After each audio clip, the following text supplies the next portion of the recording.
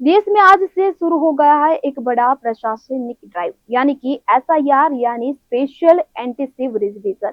मध्य प्रदेश, उत्तर प्रदेश और राजस्थान समेत 12 राज्यों में एक साथ ये प्रक्रिया शुरू हो गई है। सरकार का मकसद साफ है, जमी पर योजनाओं की हकीकत जानना और सिस्टम में छिपे फर्जीवाड़े पर लगाम लगाना। यह अभियान 7 फरवरी तक चलेगा और दिलचस्प बात यह है कि अगले साल चुनाव वाले पश्चिम बंगाल में भी एसआईआर होगी, लेकिन असम को इस सूची से बाहर रखा गया है। तो आइए देखते हैं ये रिपोर्ट जो दिखाएगी एसआईआर के इस बड़े एक्शन की पूरी तस्वीर।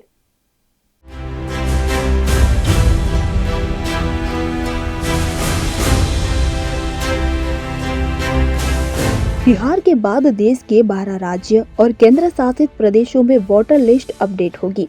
चुनाव आयोग ने सोमवार को बताया कि इन राज्यों में वोटर लिस्ट का स्पेशल इंटेंसिव रिवीजन यानी कि एसआईआर 28 अक्टूबर से शुरू होगा और 7 फरवरी को खत्म होगा। 103 दिन के प्रोसेस में वोटर लिस्ट का अपडेशन होगा। नए वोटर के नाम जोड़े जाएंगे और वोटर लिस्ट में सामने आने वाली गलतियों को सुधारा जाएगा।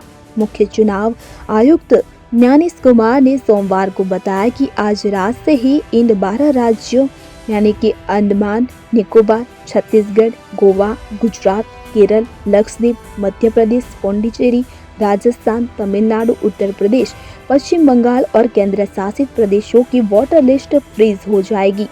यानी कि खास बात यह है कि अगले साल चुनाव वाले बंगाल में एसआईआर होगा, लेकिन असम में नहीं होगा। चुनाव आयोग का कहना है कि असम में नागरिकता से जुड़े नियम थोड़े अलग है, इसलिए वहां यह प्रक्रिया अलग तरीके से चलेगी।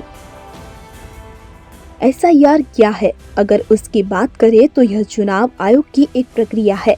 इसमें वोटर लिस्ट अपडेट की जाती है। इसमें 18 साल से ज्यादा के नए वोटर्स को जोड़ा जाता है।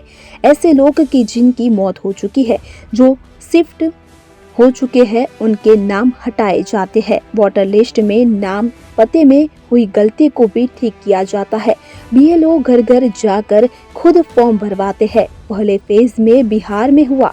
फाइनल लिस्ट में 7.42 करोड़ वोटर्स है। ये वोटर्स 6 और 11 नवंबर को होने वाले विधानसभा चुनाव में वोट डालेंगे। एसआईआर वाले 12 राज्यों में करीब 51 करोड़ मतदाता है। इस काम में 5.43 लाख बीएलओ यानी कि 7 लाख से ज्यादा बीएलए राजनीतिक दलों की ओर से लगाए जाएंगे।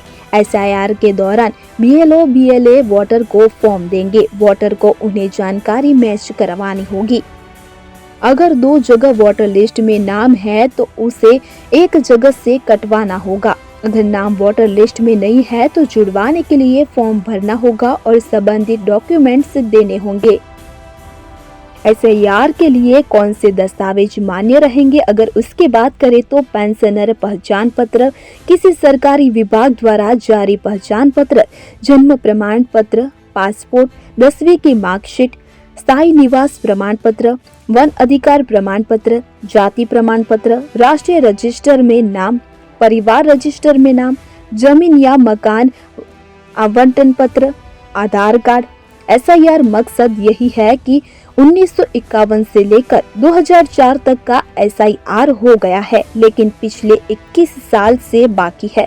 इस लंबे दौर में मतदाता सूची में कई परिवर्तन जरूरी है, जैसे लोगों का माइग्रेशन, 2 जगह वोटर लिस्ट में नाम होना, डेथ के बाद भी नाम रहना, विदेशी नागरिकों का नाम सूची में आ जाने पर हटाना, कोई भी योग्य वोटर लिस्ट में न छूटे और कहीं भी अयोग्य मतदाता सूची में शामिल न हो।